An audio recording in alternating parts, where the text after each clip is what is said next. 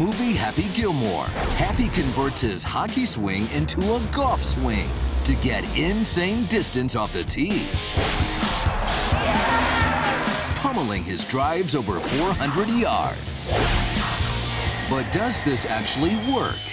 Is it a Hollywood trick? Or could someone actually get extra distance off the tee hitting like Happy Gilmore? To find out, we brought in the only person who was willing to try such a bizarre swing. A golfer who also happens to be the 2008 PGA Player of the Year, Padraig Harrington. In 2008, this Irishman won 2 majors, the British Open and the PGA Championship. Like Padraig, every professional golfer on the planet hits a tee shot the same way, standing still. But surprisingly, there's nothing in the rules that prohibits a golfer from running up to the ball. It's perfectly legal to use the Happy Gilmore swing on the golf course. There's nothing stopping you running up. But hitting a driver is hard enough when you're standing still. Even pro golfers only hit the fairway 60% of the time. You're trying to make a square-inch sweet spot at the end of a 4-foot-long stick, traveling 100 miles an hour, make contact with a target smaller than a dime.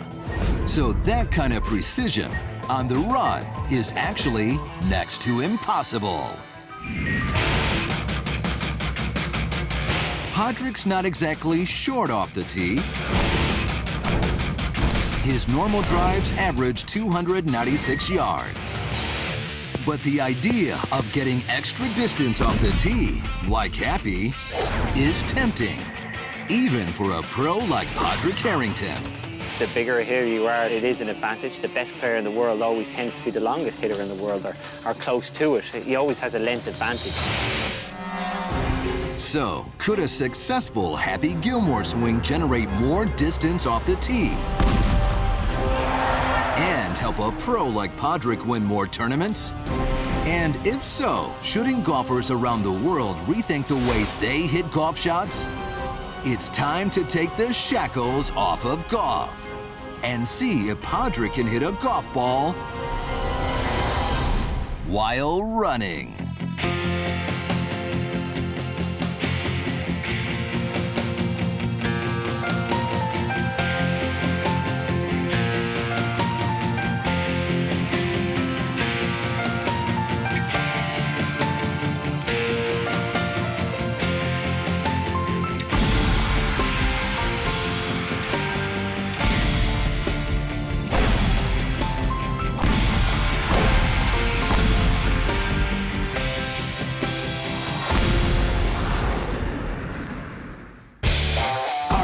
Kidding? Padraig totally smokes his Happy Gilmore drive. And he doesn't just take a step into the ball like Happy. He gets a full-on running start. Well, I noticed that both my feet left the ground at one point, so I was airborne. At first glance, the two driving styles look radically different. But a side-by-side comparison on the Phantom high-speed footage is mind-blowing. Incredibly, even with a running start, Padraig's club position at the top of the backswing and at impact are virtually identical. So it looks amazing, but did Padraig's unconventional swing actually crank out longer drives? In fact, using a Happy Gilmore swing, Padraig actually does drive the ball much farther, on average, 30 yards farther. Our motion capture technology reveals exactly how Padraig gets happy.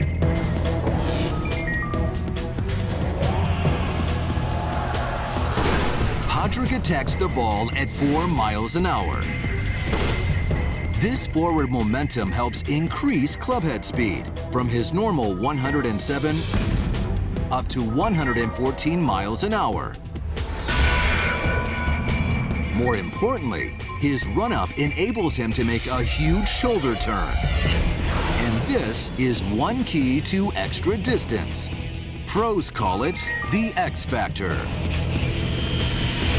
That's how much you stretch your hip away from your shoulder in the downswing.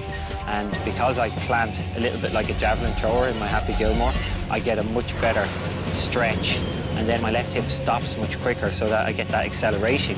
Padraig's increased shoulder turn means that he can hit his Happy Gilmore drives a full 10% farther than his normal drives.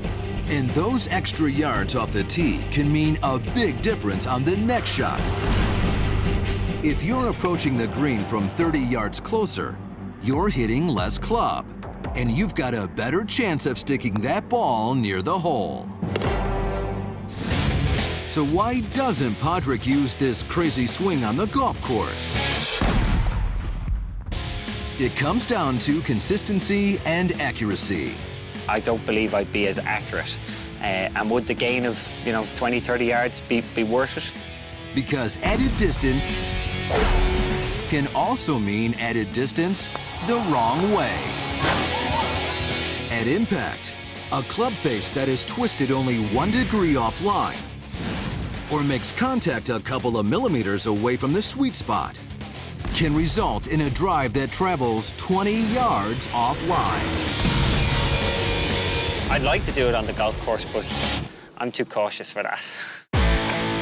Ultimately, in a sport where millions of dollars could come down to 1 or 2 strokes, the risk isn't worth the reward.